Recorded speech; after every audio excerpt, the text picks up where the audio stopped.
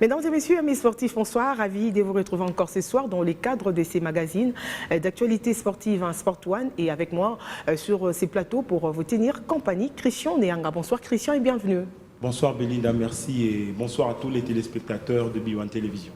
Et ce soir, plusieurs sujets d'actualité seront abordés, notamment ces face-à-face entre le ministre de Sport, Marcel Amos Mbayo Kitenge, et les présidents de la Fédération congolaise de football association, Constant Omari. Les deux personnalités ont changé autour de la décision du président de la République relative à la prise en charge de transport des équipes engagées au championnat de la Ligue nationale des footballs. Et puis, nous reviendrons sur la conférence de presse de Junior Makabou Ilunga, annonçant justement les combats pour la défense de sa ceinture en novembre prochain à Kinshasa, et sans oublier l'association sportive V-Club qui poursuit son désemparé, sa préparation du côté du Kwilu. Et à ces sujets, nous tenterons de joindre l'entraîneur du team vert et noir de Kinshasa, Jean-Florent Ibenge, pour l'état de lieu de Dauphin Noir de la capitale. D'abord, les audiences accordées par les ministres des Sports. Marcel Amos Mbayo Kitenge a échangé le mardi dernier tour à tour avec les dirigeants de clubs du football de la République démocratique du Congo. Le caucus de sénateurs de la ville-province de Kinshasa ainsi que les animateurs de Léopard de la République démocratique du Congo qui seront désormais pris en charge par le gouvernement de la République au même titre que les agents de l'administration de sport de la RDC. Suivez plutôt ces reportages.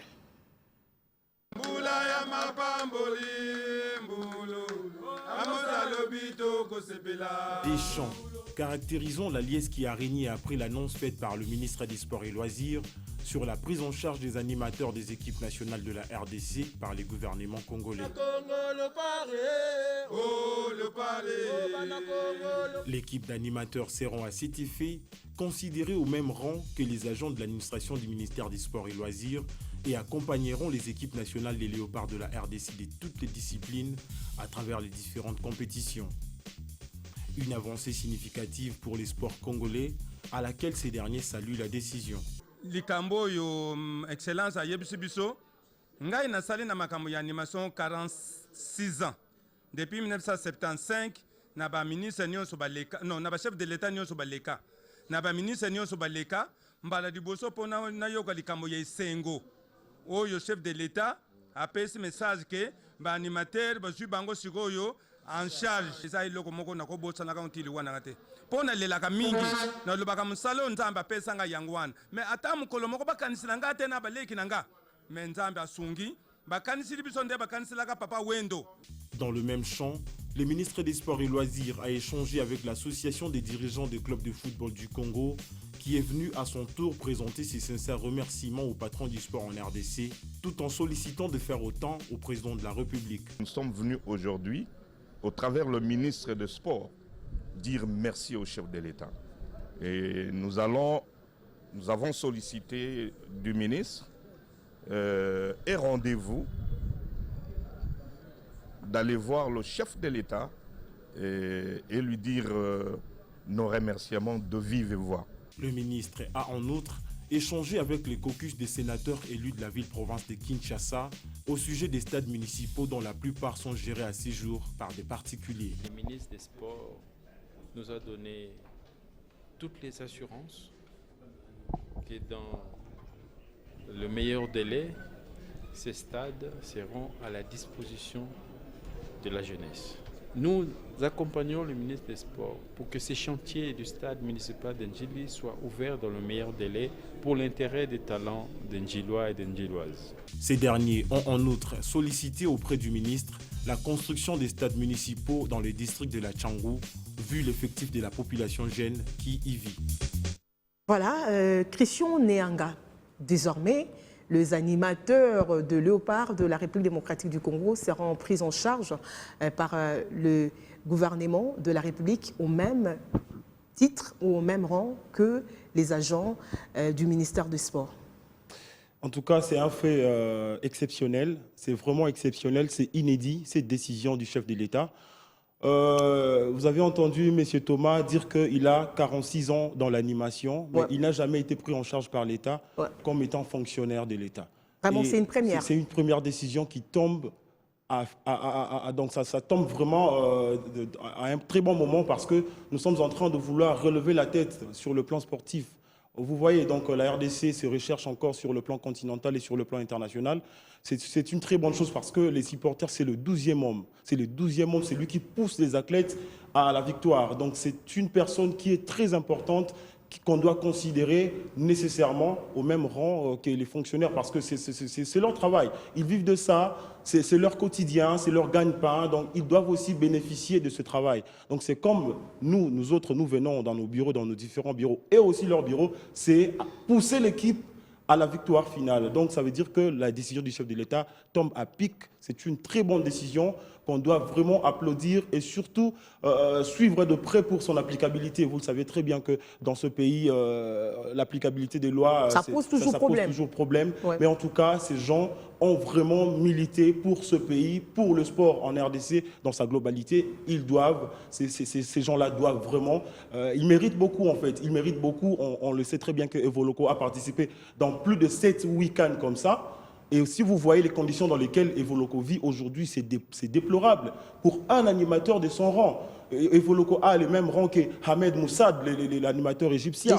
Il est stable chez lui, il est propriétaire de plusieurs concessions. Vous voyez, mais aujourd'hui, Evoloko, ce n'est pas le cas avec Evoloko. Ouais. Donc si je peux encore pousser mon exemple vers la Tunisie, l'Afrique du Sud, les animateurs sont pris en charge par l'État. Les animateurs qui poussent les équipes nationales, ce sont des grands messieurs. Ouais. Vous voyez, donc c'est vraiment quelque chose de très encourageant. Si cette loi, parce que la parole du chef de l'État, ça équivaut à une loi, donc si cela est mis à l'application, ça sera une très bonne chose. Et on va voir, il y a certaines personnes qui disent que l'animateur n'a pas mené. Et ces gens-là, Thomas l'a dit, il a dit dans son interview, il a dit que lorsque nazo yemba nazo kanisa na suka moi na komona okito pour la enveloppe nanga, donc ça veut dire que il sera encore très motivé pour chanter, pousser l'équipe à la victoire finale. Donc c'est une très bonne chose que nous encourageons tous, en tout cas dans le mouvement sportif. Et tout cela grâce, bien entendu, à l'implication personnelle du ministre des Sports, Marcel Amos Mbayo, qui est un enfant maison. Mais oui, tout ça, ça rentre dans son actif, en fait, dans ce qu'il est en train de réaliser à la tête du ministère des Sports. Parce que ce n'est pas quand même le Premier ministre des Sports, c'est pas quand même le Premier ministre des Sports que le pays est connu. Hein. Bien sûr, je ne sais pas le quantième, mais en tout cas, vu depuis qu'il est là à la tête de ces ministères, on sent qu'il y a vraiment un sportif qui connaît, parce que Amos Mbayo passe de l'athlète aux dirigeants sportifs jusqu'à arriver à atteindre le niveau du ministre des Sports. Donc ça veut dire qu'il connaît les fonds, les bas, les souffrances du sportif congolais. Ouais. Donc il est là, ce n'est pas une personne qu'on doit commencer à apprendre que voilà, les supporters vivent dans des conditions X, Y. Non, il connaît tout. Et lorsqu'il est en train de faire ses lobbying auprès du gouvernement, auprès du président de la République, il a de mots justes pour convaincre les premiers sportifs de la République. Il est en train d'exposer aussi la vie de ces Congolais qui sont en danger. Ouais. Parce que moi je dis la vie en danger. Si quelqu'un mène une vie un peu pas décente, c'est un danger. Surtout qu'il est en même temps président de la Fédération de handball. Il sait au moins que c'est aller jouer en déplacement. Il a l'habitude d'accompagner les équipes nationales, notamment de handball, partout où ils vont se produire. Oui, c'est quelque chose aussi de très encourageant parce que vous le savez très bien que depuis un certain moment, malgré n'eût été la Covid, en tout cas, moi, je me dis que si aujourd'hui il y a certaines langues qui disent que non, Amos Mbayona n'a pas l'autorité, non, c'est par rapport à la Covid. Vous voyez maintenant les retombées après la Covid. Nous avons l'approbation du gouvernement pour subventionner les déplacements, le frais des déplacements des équipes, la décision du gouvernement pour prendre en charge les animateurs, la réhabilitation du stade de Martyrs, ce sont de grandes réalisations. Le chef de l'État s'implique personnellement dans la réhabilitation du stade de Martyrs qui a été construit depuis les années 80. Et vous voyez aujourd'hui, ce stade est toujours à l'état d'inachèvement. Et le chef de l'État prend en charge La réflexion totale. Sur fond de l'État pour réfectionner, pour réhabiliter ce stade dans sa totalité, c'est une très grande chose. On ne peut pas le minimiser, on ne peut pas la minimiser. C'est vraiment parce que nous avons connu plusieurs présidents dans ces pays. Je n'ai jamais entendu un président dire que je prends en charge la réhabilitation du stade des Martyrs. C'est une première en tout cas, on doit se le dire. On ne doit pas se voiler le visage pour dire ça.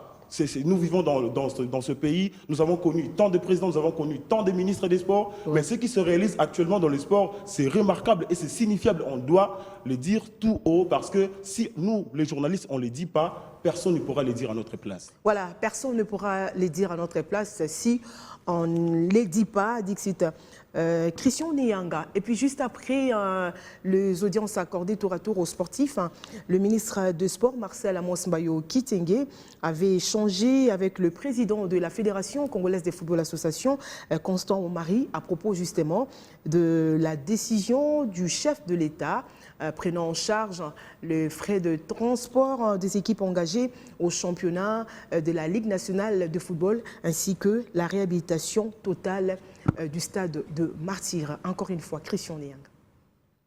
Au lendemain de l'officialisation de la décision du gouvernement sur initiative du président de la République de prendre en charge tous les frais de déplacement de clubs engagés aux championnats nationaux de la Ligue 1 et 2, un tête-à-tête a eu lieu ce mardi au salon présidentiel du stade de Martyrs de la Pentecôte entre le ministre des Sports et Loisirs et le président de la Fédération congolaise de football association dans l'optique d'échanger sur la question. Constant Omari Selemani a par ailleurs remercié le chef de l'État pour cette décision tant louable. Dans ce cadre-là, je devais officiellement venir présenter les remerciements de la FECOFA, Fédération congolaise de football association, et derrière elle de tous les mélomanes de football pour cette première qui constitue une avancée importante dans le cadre de l'organisation de notre championnat national. Ce dernier s'est également penché sur les dossiers du bus offert au Léopard par le président de la République avant d'exprimer son inquiétude en ce qui concerne l'implication du gouvernement dans le processus de décaissement des fonds liés à la poursuite des travaux de réhabilitation totale du stade de Martyrs de la Pentecôte,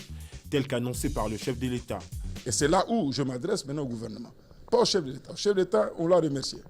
Il a fait ce qu'il devait faire en tant que le premier sportif. Mais ma crainte, je le dis et je le répète, c'est le gouvernement. Parce qu'il y a des dossiers.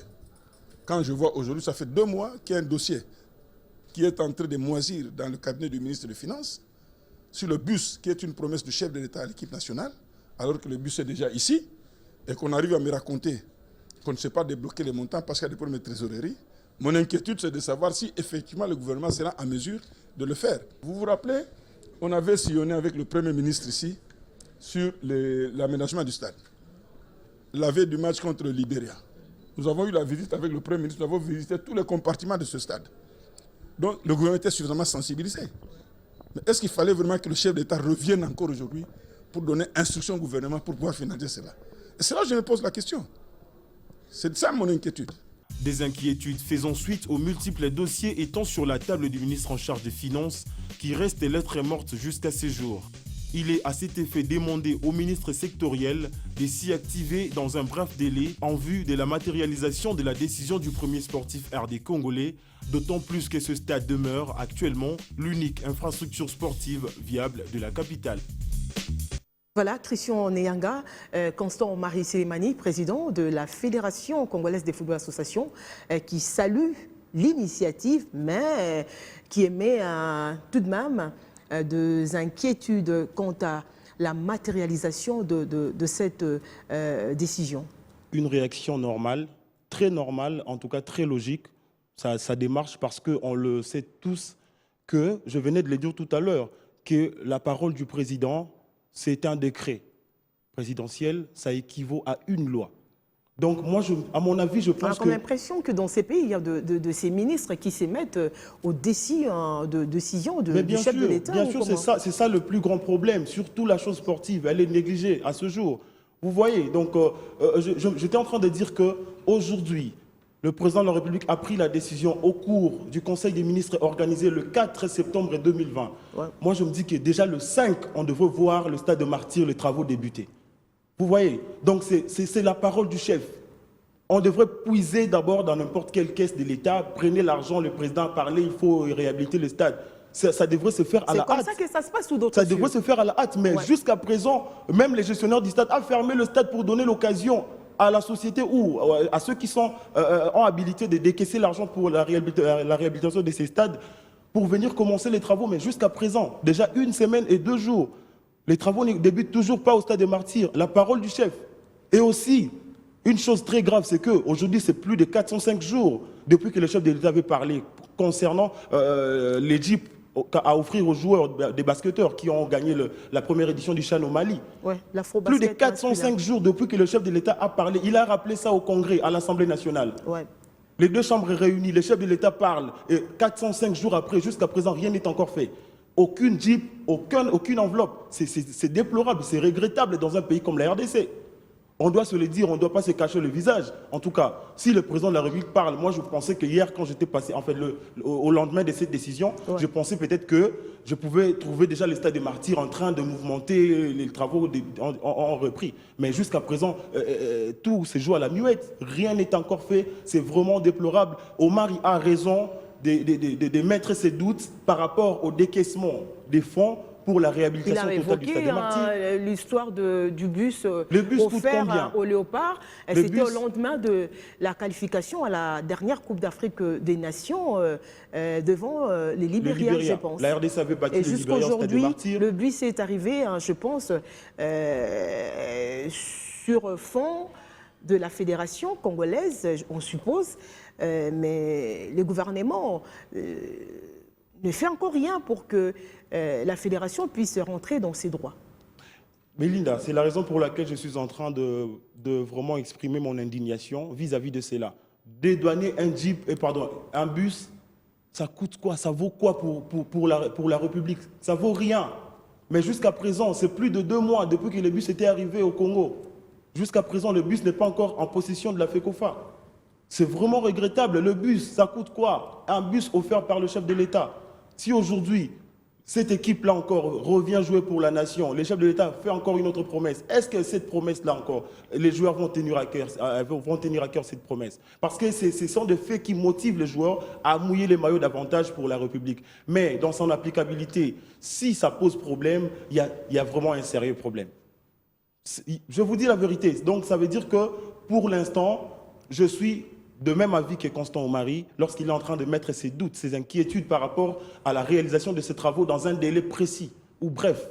Il n'y a pas seulement la question liée aux travaux de réhabilitation du stade du Martyr, mais je pense qu'il y a aussi la prise en charge des équipes engagées au championnat de la Lina Foot. Bientôt, on va démarrer avec les championnats. Et donc, si nous devons encore rester dans le doute, je crois que ce serait aussi rendre un très mauvais service aux équipes qui seront engagées à ces championnats. C'est là où il y a aussi à boire et à manger. Dans la prise en charge des frais de déplacement des équipes. Comment ça va se passer? On l'avait dit l'autre fois sur ce plateau que la Lina Foot devrait tenir une séance de travail avec les dirigeants des clubs et la société. Du report même du championnat, du début du championnat. Ça dépend de cela parce que les équipes qui doivent se déplacer pour jouer lors de la première journée, c'est pas que le DCMP va recevoir le FC Renaissance. Peut-être Renaissance va débuter son championnat à l'intérieur du pays, tout comme DCMP, tout comme Mazembe peut débuter son championnat ici à Kinshasa ou à Goma. Alors ces déplacements-là, ça va se passer de quelle manière? Le gouvernement va décaisser l'argent de quelle manière? Il faut prendre des précautions, toutes les mesures possibles, parce que cela peut aussi handicaper le bon déroulement du championnat. Ça peut entamer, voire même l'organisation. Vous voyez, donc ce sont des choses, des préalables qu'il faut vraiment traiter avec beaucoup de promptitude pour ne pas retomber dans des erreurs qui vont nous produire un championnat élastique, un championnat interminable, peut-être qui ne va pas arranger les mondes sportifs. Vous ne faites pas confiance au numéro 1 de la société d'aviation qui est commis à la tâche? En tout cas, dire que je ne fais pas confiance au numéro 1 de la société en question, je dis non. Parce qu'il a rassuré après l'audience lui accordée par le ministre des Sports. Pourquoi je dis non? C'est parce que ce qui va bloquer, ce qui va faire défaut, on le sait tous, c'est dans la faisabilité, dans le décaissement des fonds. La société peut entamer de manière un peu anticipative, commencer à faire déplacer les équipes. Peut-être l'engagement pris avec le gouvernement de payer, par exemple, hebdomadairement, mensuellement, cela peut-être ne pourra pas être respecté. C'est là où la société aussi se dira que non, vous avez notre dette, On ne peut plus exécuter cette mission. Et ce sont les équipes qui vont en pâtir, c'est le championnat qui va souffrir. Vous voyez, mais donc l'avantage dans cette affaire, c'est que c'est une compagnie quand même nationale, hein, ce n'est pas une compagnie d'un privé. Hein. Belinda Odia, vous savez très bien que, vous le savez avec moi, que si le gouvernement est en train de prêter les services ou le produit d'une société, même si c'est une société de l'État, le gouvernement doit payer, doit en fait entériner les dettes. Parce que la société doit, dans l'entretemps, vivre, payer ses agents, exécuter certaines tâches habituelles. Donc ça veut dire que les gouvernements doivent payer. On ne doit pas rester un pessimiste. Et je voulais aussi préciser quelque chose, c'est lorsque... vous dites aujourd'hui que le président, en fait, le numéro 1 de la société en question, moi je dis que le chef de l'État a déjà parlé. Maintenant, c'est au ministre sectoriel du budget, en charge du budget, des finances, et le ministre des Sports qui doit faire le lobbying. Mais il y a aussi un problème. Dans cette histoire, vous voyez que ça serait Amos Mbayo qui va finir, qui va user ses talons de chaussures pour faire du va-et-vient chez ses collègues. Mais c'est regrettable, c'est regrettable. Vilipender la personnalité de quelqu'un comme ça. Ne soyez pas trop pessimiste. Non, Belinda Odia, on sait très bien comment ça fonctionne. On sait comment les choses se déroulent. On va prier nous sommes en train de prendre des précautions. Que les choses marchent quand même. Hein. Nous sommes en train de dire cela pour prendre des précautions afin que rien de mal ne puisse arriver. Mais nous sommes en train de souhaiter que tout se passe dans le meilleur. Voilà. Bonne chance, hein, on va dire, au championnat de la Ligue nationale de football qui a vraiment besoin de ces coups de pouce. Vous savez combien est-ce que les équipes, les dirigeants se démerdent pour faire déplacer leurs équipes d'une province à une autre. Maintenant que les chefs de l'État ont pris cette décision de prendre en charge les transports des équipes engagées au championnat, je ne vois pas vraiment, il n'y a aucune raison pour que cette décision ne soit pas d'application. On va parler en boxe à présent, comme je le disais tantôt. Les champions du monde de la ceinture Gold WBC Junior Makabu a donc annoncé au cours de la conférence de presse tenue dernièrement le combat qu'il livrera en novembre prochain face à un adversaire qui n'est pas encore connu, mais le pugiliste congolais sollicite l'implication totale du gouvernement de la République pour la réussite de cet événement. Suivez plutôt ces reportages. Sacré champion du monde de la WBC chez les lourds légers depuis le mois de janvier dernier, Junior Ilunga Makabu sera à nouveau sur le ring, mais cette fois au mois de novembre prochain pour la défense de sa ceinture. Nous voulons vivre un bon spectacle. Nous voulons que les gens à l'extérieur puissent voir que le Congo a changé. Nous voulons que les gens puissent voir que notre pays a l'avenir. C'est-à-dire nous sommes là pour vous présenter un bon spectacle. Mettez toute la batterie en marche afin que cette organisation, cette soirée qui va se passer au mois de novembre soit spéciale. Je vous dis que vous ne pouvez pas espérer à l'échec. Et au cours de cet échange avec la presse, le pugiliste congolais n'est pas allé par 4 chemins pour demander l'implication totale du gouvernement congolais dans la prise en charge des frais alloués à l'organisation du dit combat. Vous êtes appelé Excellence, vous êtes appelé chef, c'est pour que nous puissions aller de l'avant, accompagner les gens qui ont des visions comme nous. C'est-à-dire nous voulons changer ces pays, nous voulons vivre la paix, nous voulons vivre la réussite. Nous voulons que hier, quand il n'y aura pas Makabu, qu'il y ait encore de Makabu. Je demande aux autorités de pouvoir s'impliquer dans les athlètes, les biso, les talents. Par ailleurs, Cédine, fils de la RDC, attend toujours sa décoration, comme l'avait promis le chef de l'État, Félix Antoine Tshisekedi. Je profite aussi de l'occasion au président de la République. Je me rappelle que vous avez donné votre parole que je serai honoré. Mon président, j'attends mon médaille. Je vais être honoré et je le mérite, c'est pour ce que j'ai fait pour le pays. Notons que son challenger n'est pas encore connu. Il sera choisi dans les jours qui viennent parmi les 10 meilleurs classés des lourds légers du monde. Voilà. Même le champion du monde de la ceinture, Colt WBC Moukadi, pardon, Junior Makabou, j'allais dire Moukadi Manda, est en train d'implorer en tout cas l'implication personnelle du président de la République, d'abord pour l'organisation du combat, pour la défense de sa ceinture remportée ici même à Kinshasa, au Grand Hôtel Kinshasa dernièrement. Et il sollicite en même temps la décoration, sa décoration, on va dire. Hein. Oui, il le mérite bien. Il le mérite bien. C'est un champion du monde. De cette catégorie-là, le Congo n'a jamais connu un champion du monde dans cette catégorie. Ouais. Il est au top, au plus haut niveau de la boxe mondiale. Il mérite. Si en fait il a été honoré ailleurs, pourquoi pas ici au Congo, dans son propre pays, dans la terre de ses ancêtres? C'est vraiment quelque chose qu'il mérite. Il mérite cela, pourquoi? Parce que d'abord, Ilunga, ce n'est pas n'importe quel boxeur. Vous savez très bien que dans aucune compétition, aucune discipline, à travers la RDC, nous n'avons jamais gagné un titre mondial. Je le dis et je pèse mes mots. C'est un premier citoyen qui a offert à la RDC une ceinture au plus haut niveau de la boxe mondiale.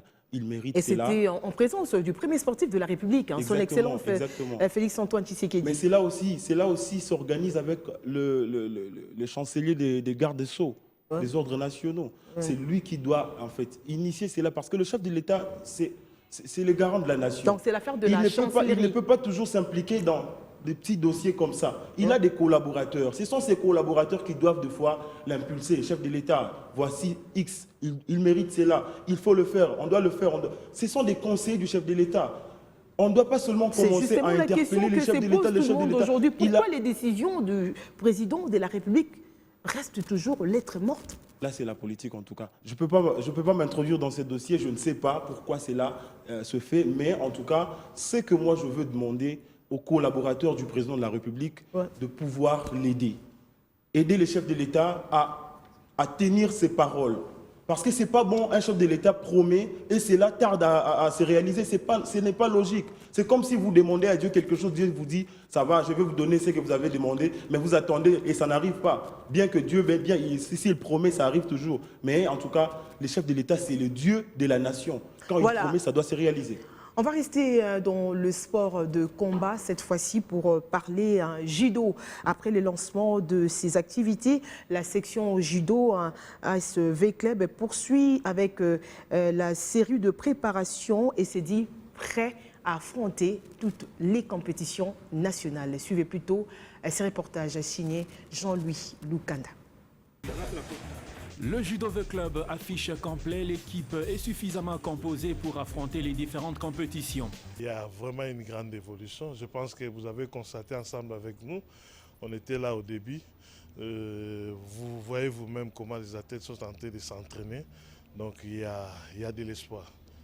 En un mois de travail, depuis la reprise des activités, Arma Mutombo, président de la section Judo V Club, lance un appel aux Véclibiens dans le but d'atteindre les ambitions de la coordonnatrice Bestine Kazadi. Judo Club V Club est là. Nous avons des ambitions qui puissent venir nous accompagner pour atteindre ces objectifs-là. Nous avons besoin d'eux qui puissent venir nous assister dans des entraînements et encourager les athlètes pour que nous essayions aussi d'atteindre ces objectifs que Madame la Présidente nous a assigné. Pour pérenniser les acquis et toujours garder la première place dans les annales du judo en République démocratique du Congo, une pépinière est en gestation. Nous sommes en train de recruter, de prendre les noms des enfants, mais ce qui nous dérange un peu avec ce calendrier de la reprise des cours au mois d'octobre, c'est ce qui nous dérange un peu. Bon, nous allons voir avec mes experts pour voir comment est-ce que nous allons faire pour essayer de relancer encore ces activités. Mais nous sommes dans les bons. D'ici là, on va relancer ces activités-là. L'heure au Judo V Club est à l'attente des compétitions de la Fédération nationale congolaise de judo. Voilà, on va dire à bon vent au Judo Club Vita Club du président Armand Mutombo. On va parler football à présent et précisément de l'association sportive V-Club qui, comme vous le savez, séjourne depuis le mercredi dernier dans les Kouilou pour peaufiner sa préparation avant, bien sûr, l'entame de la nouvelle saison sportive. V-Club qui est parti avec un effectif de 30 joueurs conduits de main de maître par l'entraîneur Jean-Florent Ibengue et poursuivant justement sa préparation dans les Kouilou. L'association sportive V-Club a livré son tout premier match amical sur place face à la formation de AS Ndombe. C'était donc en double confrontation et c'était hier. Vita Club s'est imposé avec la première équipe de Jean-Marc Makoussou, 3-1, avec au passage un doublé de Jean-Marc Makoussou et un troisième but signé Modeste Makengo. Et puis en deuxième explication, face à la même formation de AS Ndombe, l'association sportive V-Club s'est largement imposée sur le score de 9-0 avec un triplé, on va dire, signé Eric Kaboué et puis Fiston Mayele. À cela, il faut également signaler le 2 buts de Djouma Chabani et sans oublier le milieu récupérateur l'international mauritanien Sidi Yacoub qui a également marqué un but pour les comptes de Dauphin Noir de la capitale. Mais pour essayer de joindre l'utile à l'agréable, nous allons d'abord revenir sur l'arrivée de l'association sportive Vita Club dans les Kouilou. Vous allez donc, à travers ces images, constater ensemble avec nous l'accueil chaleureux réservé aux Dauphins Noirs de Kinshasa à leur arrivée à l'aéroport du Bandundu. Suivez.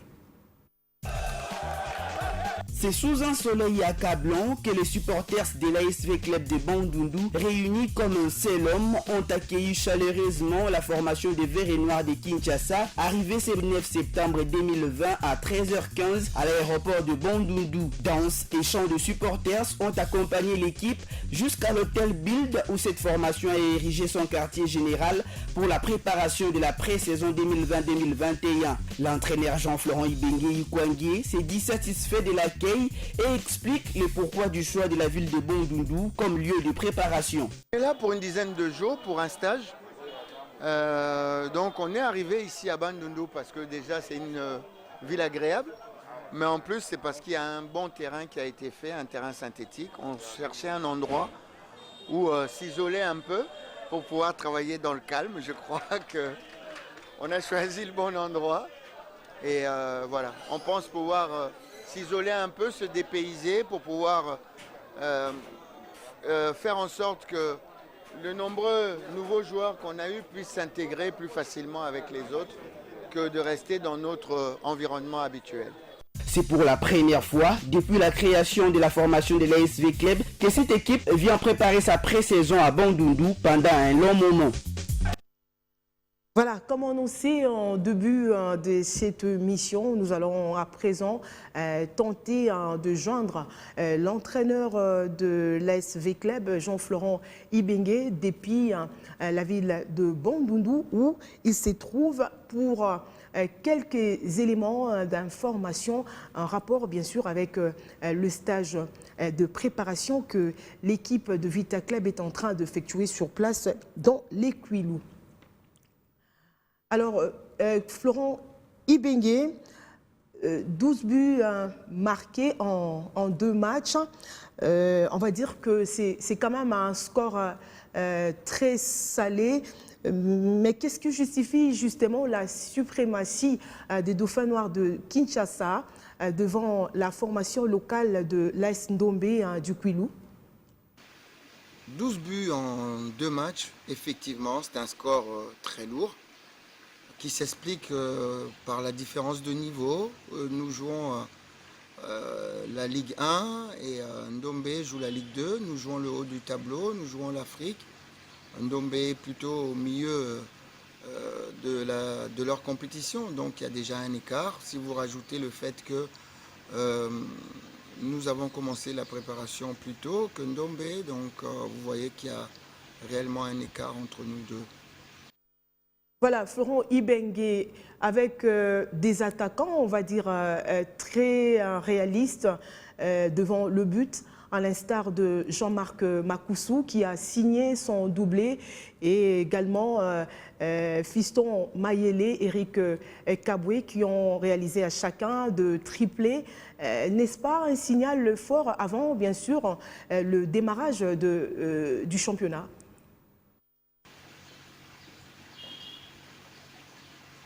Effectivement, nous avons eu en plus des attaquants très réalistes. Très réalistes. Vous citez Jean-Marc, Fiston et Eric, qui à eux trois ont marqué 8 buts sur les 12.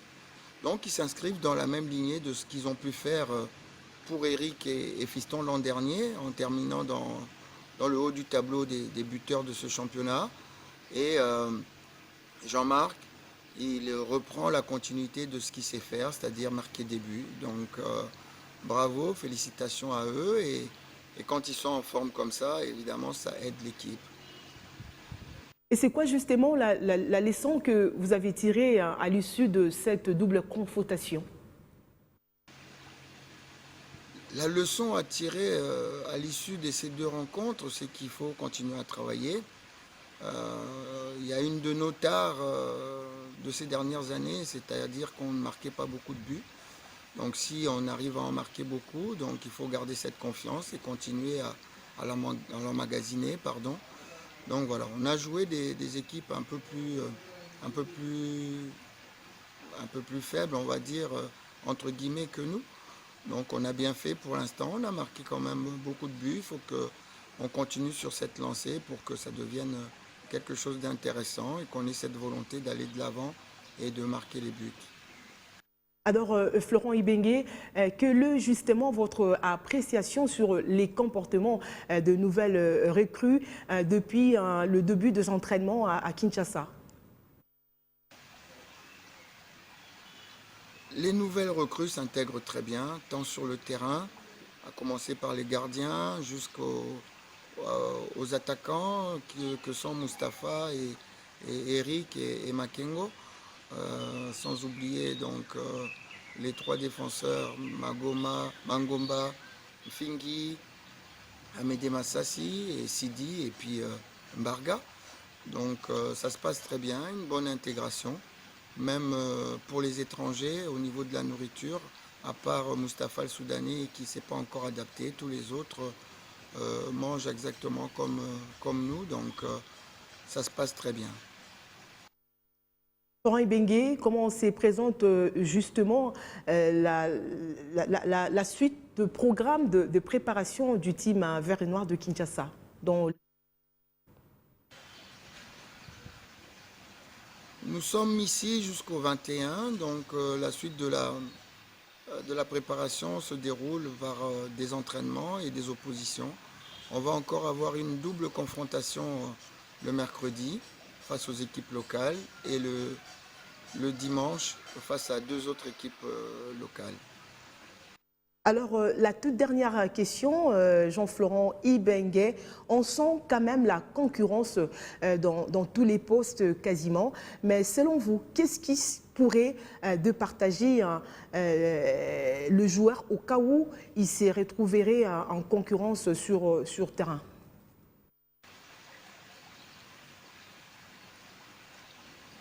Oui, mais voilà, c'est le but du jeu.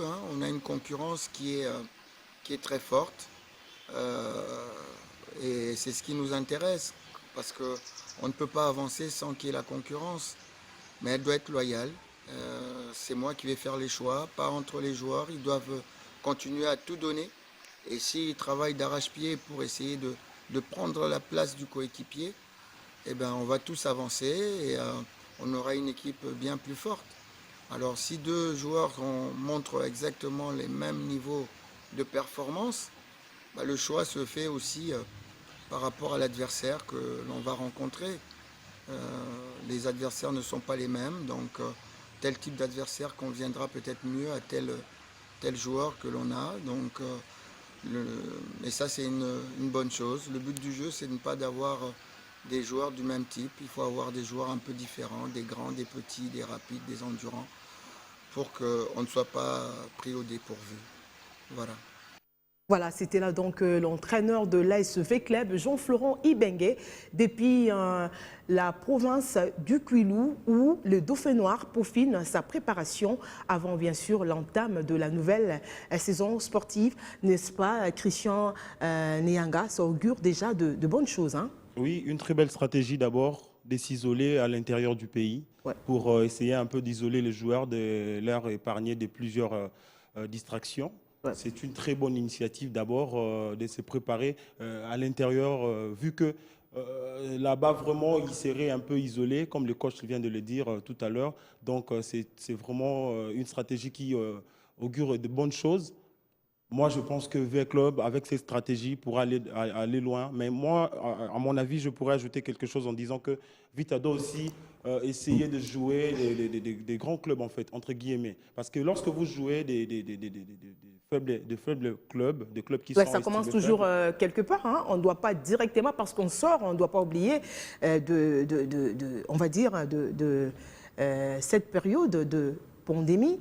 Et donc, aussitôt repris avec les entraînements, on ne doit pas directement s'engager avec des équipes aguerries. Exactement, mais surtout que nous sommes déjà à la veille du démarrage du championnat. Moi, je pense que ça serait mieux, il fallait, après avoir monté, et trouver encore des équipes qui peuvent faire en sorte que le jeu de V-Club puisse être contré, par exemple. Ça serait une chose qui pourrait donner une idée. Le coach devrait se faire une idée. Et tu penses qu'en jouant l'AS Ndombe, l'entraîneur n'aura pas une idée nette sur ses poulains? En tout cas, je me dis que la confrontation ne sera pas vraiment égale. Vous savez que V-Club, c'est une équipe high, une équipe de haut niveau. Jouer contre Ndombe, les joueurs de Ndombe n'ont pas cette intelligence philosophique-là de contrer les systèmes de jeu de Jean-Florent Ibengue.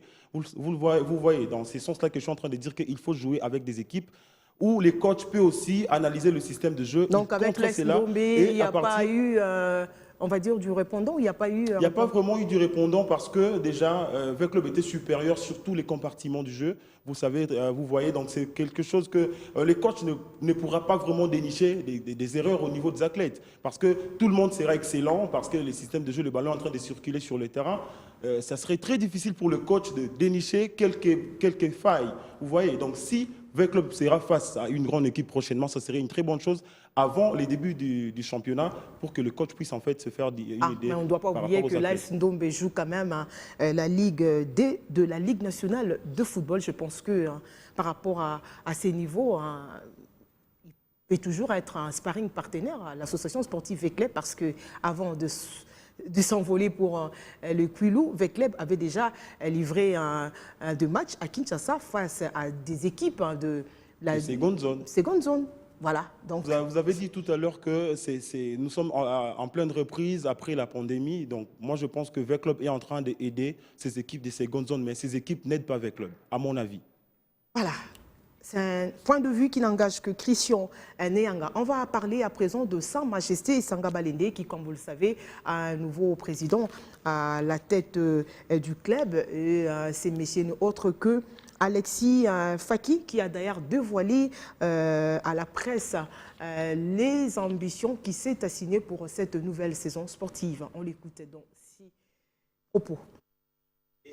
Notre vision est simple. Notre objectif d'abord est de ramener Sanga Balende au top. Mais je ne peux pas vous dire que cette saison on va gagner ça. Non. Cette saison, notre travail est de l'amener au niveau que Sanga Balende doit être, le niveau de top. On a encore la deuxième année, troisième année, et là où on peut travailler pour gagner des coupes et ramener des coupes. On va venir déposer cette coupe ici en Boujima et devant vous tous. Notre vision, c'est la jeunesse. Moi d'abord, je suis jeune. Le vice-président ici, il est jeune. Le vice-président Tareka, il est jeune. Le vice-président Chichi, il est jeune. Tous, nous sommes des jeunes. On cherche des équipes de jeunes. Ça veut dire on va donner la chance aux jeunes joueurs de cette province pour avoir aussi la chance pour aller jouer à l'extérieur et faire la fierté de votre province. Nous tous unis ensemble, les coachs et son staff et les histoires techniques. On cherche l'union va faire la force ensemble. On cherche vous tous ici. Soyez derrière nous. Donnez-nous le temps de travailler. Ayez confiance. On va vous amener la joie.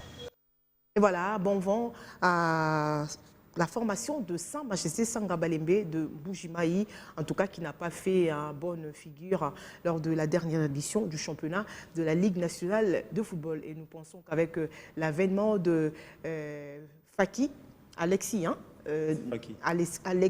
Faki, Sa Majesté Sanga Balembe retrouvera en tout cas sa place d'antan. Alors, Christian Neyanga, pour terminer, la Confédération africaine de football a encore une fois rendu public les calendriers de ces différentes compétitions, notamment les interclubs de la CAF, les 6e championnats d'Afrique de Nations, etc. Oui, c'était lors de sa réunion tenue la semaine dernière, c'était le 10 septembre. La Confédération africaine de football avait dévoilé les différentes dates de ces compétitions. Et pour les CHAN, le 6e CHAN qui devrait se jouer au mois d'avril 2020 de cette année. Donc cette compétition, vous le savez très bien, avait été retardée pour des raisons de la pandémie. Mais en tout cas, cette fois-ci, nous sommes fixés, la Confédération africaine de football nous a fixés sur la date de la tenue de cette compétition. Du côté de la Confédération africaine de football. Qui va se tenir du 16 janvier au 7 février 2021 pour le CHAN et pour les compétitions africaines interclubs, exercice 2019-2020. La manche allée des demi-finales de la Ligue des Champions vont se jouer les 16 et 17 octobre 2020. Le Raja Athletic Club de Casablanca va affronter le Zamalek. Le Wydad Athletic Club de Casablanca va affronter également la formation égyptienne d'Al-Ali. Et en Coupe de la Confédération, on retrouvera le 19 et 20 octobre 2020, Pyramide FC contre Oroya de la Guinée. La Renaissance Berkane du Maroc va affronter Hassania Agadir. Et la finale va se jouer, pour la Ligue des Champions, la finale va se jouer le 6 novembre. Pour la Coupe de la Confédération, ça va se jouer 2 jours avant. Et qu'en est-il justement du championnat d'Afrique de Nations ? Pour le CHAN, en fait, ça va se jouer du 14 janvier 2021 au 7 février. Donc, du 14 janvier au 7 février 2021. Il y a également 2 éliminatoires de la Coupe d'Afrique des Nations et du mondial qui sont annoncés pour le mois d'octobre. Pour le mois d'octobre, et il faut également signaler au cours de cette même réunion, les comités exécutifs de l'organe fêtier du football africain avaient également décidé de faire jouer la Ligue des Champions, la première édition de la Ligue des Champions féminine qui va déjà débuter au 2e semestre de l'année prochaine avec 8 équipes qui va se jouer en zone de la CAF. Donc, ce sont les équipes des zones de chaque zone qui seront représentées, qui vont représenter. Voilà pourquoi les équipes comme Mazembe, Saint-Éloi Lupopo, Darin Motema Pembe, ASV Club, Renaissance du Congo et pourquoi pas l'amicale sportive Dragon doivent désormais avoir des équipes féminines parce que la Confédération africaine de football vient de lancer le championnat d'Afrique de clubs champions en version féminine. Donc, nous ne devons pas rater cette occasion et surtout que la RDC aujourd'hui est comptée, vous le savez, parmi les grandes nations du football en Afrique. Mesdames et messieurs, amis sportifs, ça n'est fini pour ce soir. Merci à vous de la particulière attention accordée à ces numéros. On va dire également merci à Alfie Fouta qui était derrière la caméra. Côté de qui il y avait également Alfred Timbi. Merci également à toi, Alfred. Merci spécial à Sylvie, notre réalisateur, on va dire, circonstanciel, hein, parce qu'il a sauvé le meuble aujourd'hui, tout simplement parce que les réalisateurs maison et malades à qui nous souhaitons prompte guérison. C'est donc Monsieur Bob Kabangou. Merci également à toi, Christian Neyanga, pour votre expertise. Merci Belinda Odia. Je ne pouvais pas terminer cette émission tout en ne souhaitant pas un joyeux anniversaire à Fallon Bibi, qui fête son anniversaire aujourd'hui. C'est donc ta fiancée, c'est ça? Exactement. Joyeux anniversaire à toi, Fallon Bibi. Merci, mesdames et messieurs, c'en est fini. On se retrouve le lundi prochain à la même heure sur la même chaîne. Mais d'ici là, portez-vous bien et surtout restez fidèles au programme de Bio en télévision. Bonsoir chez vous.